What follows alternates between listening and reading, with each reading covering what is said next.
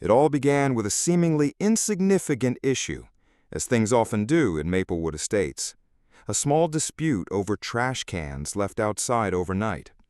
The Ramirez family had been busy hosting a birthday celebration for the daughter, and amidst the post-party cleanup, they accidentally left their bins out beyond the midnight curfew.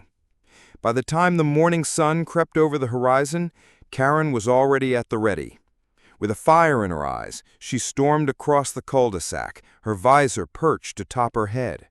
Oversized sunglasses framing her face, she snapped photos of the discarded bins, her phone clicking away like it was an investigative tool for a high-profile federal case. "Violation! Violation!" she muttered to herself, scribbling hastily on a yellow notepad, her eyes darting from one trash can to the next. The Ramirez children, peeking through their window, watched with a mixture of confusion and apprehension as Karen crouched to inspect their recycling labels, as if they were the key evidence in a major criminal investigation. By midday, Karen had already posted a lengthy complaint on the HOA bulletin board, declaring that the Ramirez family was habitually non-compliant and threatening them with escalating fines. But this time, the family had reached their limit. "That's it," Mr. Ramirez muttered as he ripped the notice from his front door and crumpled it in front of her. "We're done with your harassment, Karen," he yelled, voice full of finality.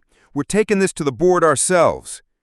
Karen stood there, gasping, as though he had physically struck her. Her face flushed with indignation, and she screamed, "I am the board! Anyone who defies me is a threat to the community. You don't get to do this." The neighbors, slowly emerging from their homes, watched with growing curiosity. Phones appeared in their hands like magic, each person recording the escalating drama. It was only noon, yet the tension in the air was palpable, thick enough to cut with a knife. Sensing her grip on the situation was slipping, Karen stormed back into her house. Moments later, she returned, now clutching a small canister in her hand, holding it with the kind of authority that suggested she was the law itself. At first, no one understood what she was holding, but as she neared, it became painfully clear. It was pepper spray. She brandished it like a badge of power, shaking it threateningly. "If the HOA rules won't be followed, then I'll enforce them myself," she shouted, her voice shaking with a mixture of anger and conviction. The crowd exploded in shock. People yelled at her to put it away. Others backed up, retreating in fear. Children began to cry. Dogs barked furiously, and voices swelled into a cacophony of chaos. It was clear this was no longer a simple neighborhood squabble. It had become a spectacle, one that no one in Maplewood Estates would soon forget. That's when someone, trembling, dialed the police. Moments later, the wail of sirens cut through the air. 2 patrol cars skidded to a halt in front of Karen's house, their tires screeching on the pavement. Officers stepped out, exuding calm, but exuding authority, their hands raised in a gesture meant to de-escalate the situation. "Ma'am, please, put the spray down. Let's talk this through," one officer said, his voice steady, professional. But Karen was beyond talking. Her grip tightened on the canister as she shook her head vigorously. "They don't respect the law. They're trashing the neighborhood, and now you're siding with them," she screamed, her voice shrill, as she backed away into the street. The Ramirez family huddled together, clutching each other as they watched in disbelief. Neighbors gathered at the edges of their lawns, some too frightened to move, while others pulled out their phones to record the madness unfolding before them. The officers' voices remained calm, but their patience was starting to fray. "Karen, no one here is a threat. Please, put the spray down," one officer repeated, his voice growing more firm. "We don't want anyone to get hurt." But Karen wasn't listening. She was spiraling, ranting about conspiracies, about how everyone was out to get her, about how law enforcement should answer to the HOA. And then, in one violent, frantic motion, Karen raised the canister and released a burst of pepper spray directly at the officers. The sharp hiss of the spray filled the air as orange mist shot across their faces. The crowd gasped in horror, and the officers staggered back, their hands clutching their eyes, their throats coughing violently in the toxic air. Pandemonium broke out. Children screamed in terror. Dogs howled in confusion. Neighbors scattered in all directions, some yelling at Karen, others at the officers, still others shouting in confusion. The Ramirez family quickly pulled their children inside and slammed the door, shutting out the chaos. Karen, however, stood frozen in the middle of the street, chest heaving with wild satisfaction.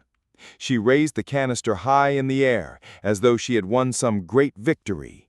"This is my neighborhood," she screamed, her voice shaking with self-righteous fury. "I am the authority here." The officers, now visibly disoriented, fumbled for backup, their radios crackling urgently. Within minutes, more patrol cars arrived, lights flashing, sirens blaring, as the officers poured out in tactical gear. This peaceful cul-de-sac, once known for its quiet serenity, now looked like a war zone. The neighbors, still glued to their phones, narrated the madness to one another in disbelief, while others frantically called out to get their children inside. But Karen refused to back down. She sprayed again, her aim now erratic, and the mist caught an innocent neighbor standing nearby. The poor soul collapsed onto their lawn, choking and gasping for air. "She's out of her mind!" someone shouted. Another voice cried, "Get her out of here before she seriously hurts someone!" The officers, now more determined, advanced carefully. "Shields up! Form a barrier!" one shouted, as the others held up protective shields, inching toward Karen. She screamed like a wild animal, thrashing and kicking, ranting about illegal oppression and how the HOA was above the law. Her eyes were wide with panic, and her hands trembled as she tried to spray again. But the canister sputtered, producing nothing but a faint hiss. Frantic, she shook the empty canister in the air, her eyes filled with wild desperation.